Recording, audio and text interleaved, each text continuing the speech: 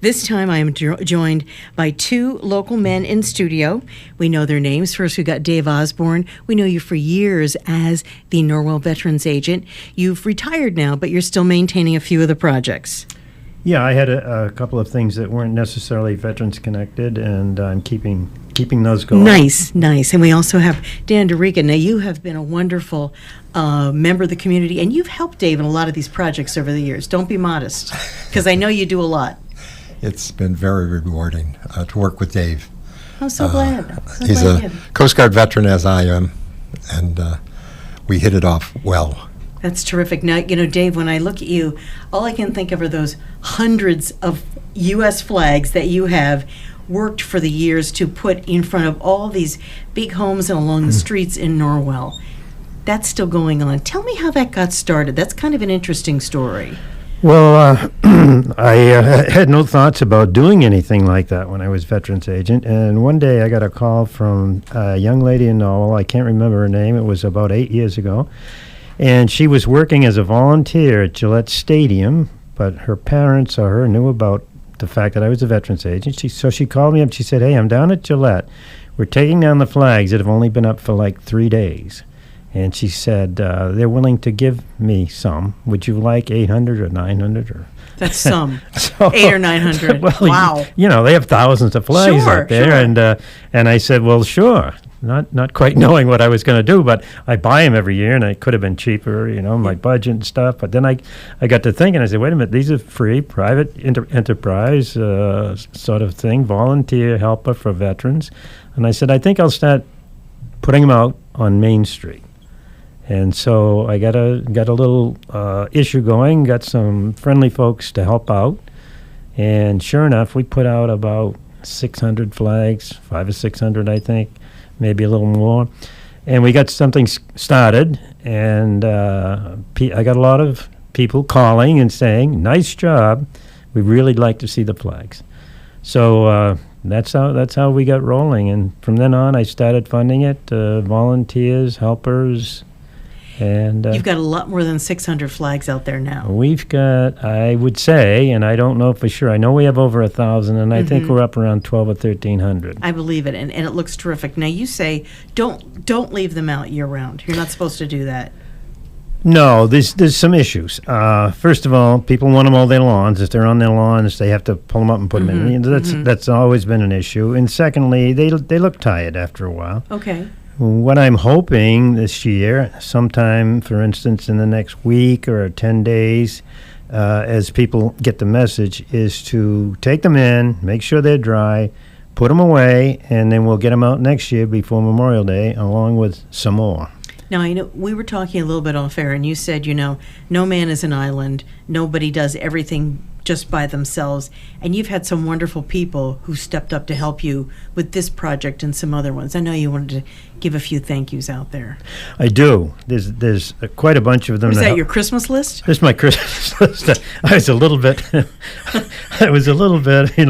leery about bringing in such a list. I thought would tell me to go home, but. Not yet.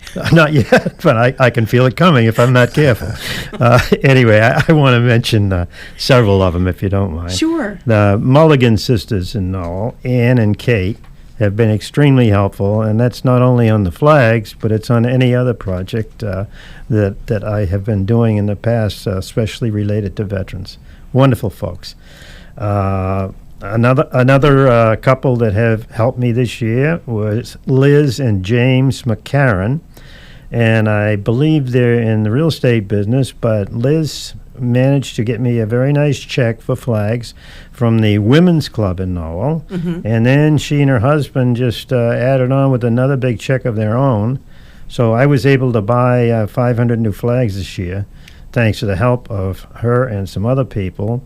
Another lady, and it's unusual, but these are almost all women in Norwell that all have seen the flags and like them or have heard about them in one way or another.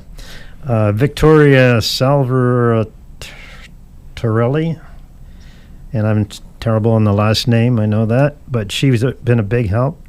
Some of these folks have just been able to contact other people for me, which has been helpful. A high school boys baseball They team came in here. turned out and They were helped me terrific. one year. They were terrific. The Girl Scouts, the Boy Scouts, the Brownies, and particularly this year, a lady named Holly Tate, who lives in Norwell, brought along 3 of her daughters, and I don't know how many, they must have put out 200 flags for me.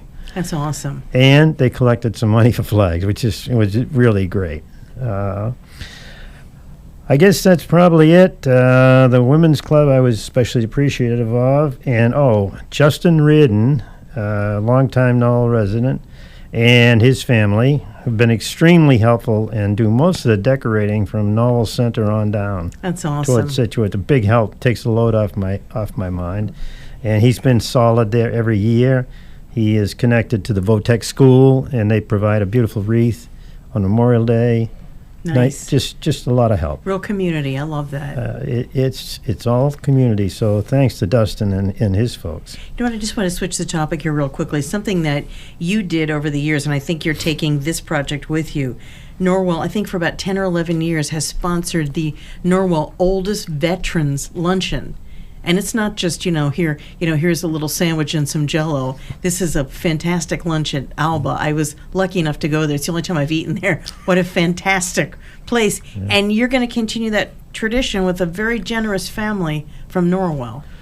That's going to continue this year. It was private funded and not a veterans agent job anyway. Mm-hmm. So I decided to talk to the people that help so much, and they said, yep, we would like to keep that going. If you want to do the work, we're happy to help out. And the thing is, you want people that are veterans that live in Norwell to contact you. Is that the best way to find out about how to get to this luncheon? Because I believe it's going to be in September. Yeah, no. Date to be announced, is that it? Or do you have all the names? That's always an open invitation there. Okay. But what I do, and it's the only way I can do, is I want to make sure everybody knows about it who's a veteran. Mm-hmm. So everybody on that veterans list gets at least 3 phone calls. Okay. And if they don't get the word, I get things like, I didn't know about the lunch. I'll say, well, I telephoned you.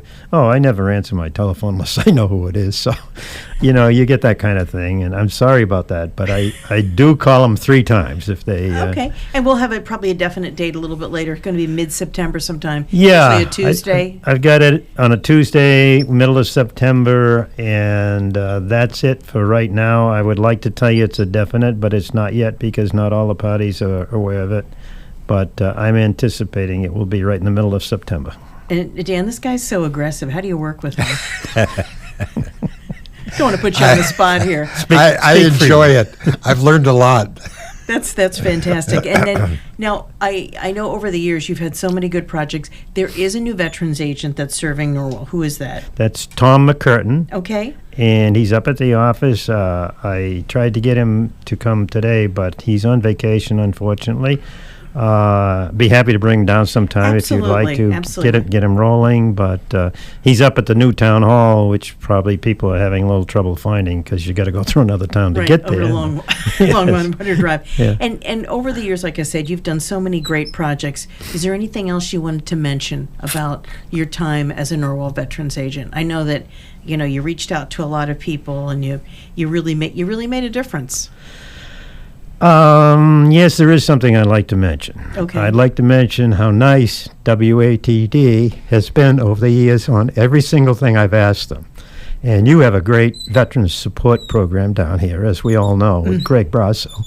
But I would like to say to all you folks, thanks, because you've been super. Oh, you're very welcome. We do have a commitment here at the station, and those $20 bills you pass me once in a while. It really matters. No, I'm just kidding. But anyway, we support our veterans. We try to reach out to all the local groups, and we appreciate your service. I know that sounds like a cliche, but people mean it. We get it. Yeah. We see enough of what goes on in the trenches. Stop playing with your pen there. People are going to think you're up to no good. But anyway, remember the things I told you that only men do on the air here, besides jingling coins and playing with pens? There you go. I was terrible in school, too. Yeah. I kind of know that. But, it's great. You got the Veterans Luncheon coming up. You've got the flags. If people want to call you and ask you about any of these projects, what's the best way to get in touch with you, even though you say you don't answer the phone if you don't know them? Leave a message. You'll call them back. I always answer the phone. Okay. That's part of my problem. But, sure, my number is 617 617-694-2997. Repeat that.